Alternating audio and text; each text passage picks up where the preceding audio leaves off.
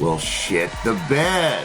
Welcome back to PJ's Movie Time. I'm Bozak here, and I hope everyone's having a great time dealing with this cold, and I hope you're staying warm and all that good shit. And today we're going to review a movie that did terrible in the box office, but would go on to become, I'm just going to come out and say it, a cult classic. I'm talking about Repo, the genetic opera from 2008. It's a Lionsgate film. And my homie, Holly Dolly, the very beautiful, very talented, very smart Holly Dolly, requested that I review this motherfucker. And I only seen this movie one time before. So this was the second time ever I got to see this movie. And if you're wondering, Repo, the genetic opera, what the hell is that all about, Holmes? Well, it takes place in the future a little bit, you know. It's like a dystopian nightmare, kind of. And people's organs start failing, you know. I think it's due to the pollution and all that stuff. So people start getting organ transplants, but they're being treated like loans. And if you don't pay your loan on time, you get repossessed. And they send people to your house and they cut out the organ that you took. There's a lot of people involved in this. There's this guy who was a surgeon. His wife died. He watches his daughter like a hawk. And then you have the leader of Gene Co. These sick son of a bitch family. They're named Largo. The father and his 3 kids. They're all sick in their own little way. And it's a damn musical. It's literally an opera. It's got a rock tone to it, very gothic. And the songs aren't that bad. The story is not that bad. And you get to see the rise of Shiloh and what she's going to do. And there's some really cool characters in here. So let's get into it today. Repo, the genetic opera. It's a very, like I said, it became a cult classic. And there's been some very famous musicals throughout the years. One of my favorite being the Rocky Horror Picture Show, where they would get so popular that they started having midnight showings for these. And this kind of happened with this movie as well. It did terrible in the box office, but today people love it.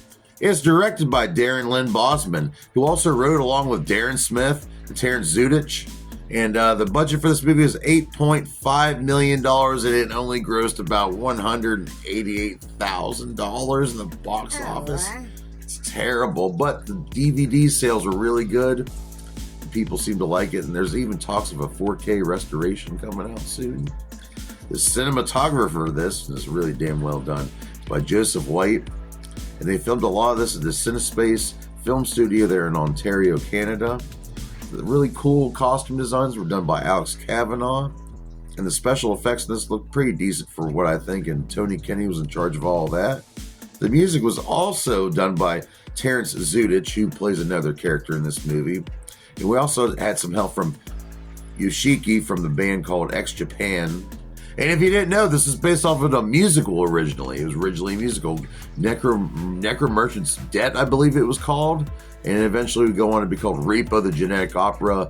The story got twisted around a little bit, and they finally came up with it. And then Lionsgate approached and said, let's make a movie about this.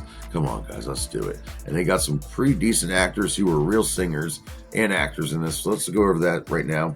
Terrence Zudich, who helped write the movie and helped write the songs, playing the grave robber. I think he's probably my favorite character, to be honest with you. You have this woman named Blind Mag, and she's played by Sarah Brightman. Really love her design. Then we have the fucked up Largo family, led by the father, Paul Sorvino, playing Roddy Largo. Then we have his daughter, Amber Sweet, played by Paris Hilton. If you don't know, during this time, Paris Hilton was famous for she released a really bad porno. People thought she was hot. I mean, she really wasn't. So she plays Amber Sweet. Then we have Bill Moseley, horror legend Bill Moseley, playing the brother Luigi, who has a bad temper and just is willing to stab his own staff. Then we have Nivek Ogre playing Pavi. Really cool design. He's like a ladies' man. Chicks seem to like him, even though he has a fake face sewn on top of his face, because they're all fucked up and they're just into cosmetic surgery on the whim for no reason, just because they're bored. Then we have Anthony Head playing Nathan. He's been watching his daughter since his wife died.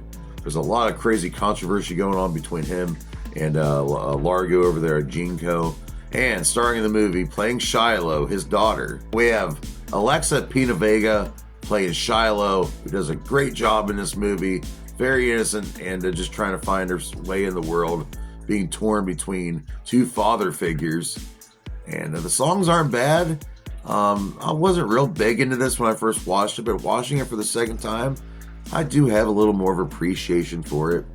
And the idea of this movie came about, Darren Smith in the late 90s was just, he's going through bankruptcy and things were getting repossessed for him. And he was just started thinking, what if things in the future got so bad that like he went and got an organ donation, and if you don't pay the debt on time, they come and repossess it and cut it right out of you. It's a pretty interesting concept, I think.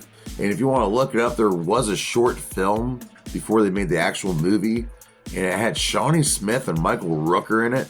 I haven't seen this, but I do need to look it up. But Repo, the genetic opera, didn't do too well in the movie box office. But, like I said, big following after it. There's even talks of a sequel. It never came to fruition. But whatever, it happens. We're just going to deal with it. If there's going to be a sequel, I don't know. Paris Hilton said she'd be up to do it. So I don't know. What do I rate Repo, the genetic opera from 2008 Lionsgate film?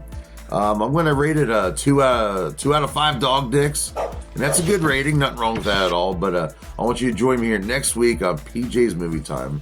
We're going to review a movie I just watched that pretty much broke me inside. It's an A24 studio film called If I Had Legs, I'd Kick You. We're going to check that out here next week, next Monday. Until then, feed your kids, pay your bills, take care of your damn mind, add to the solution, not the problem.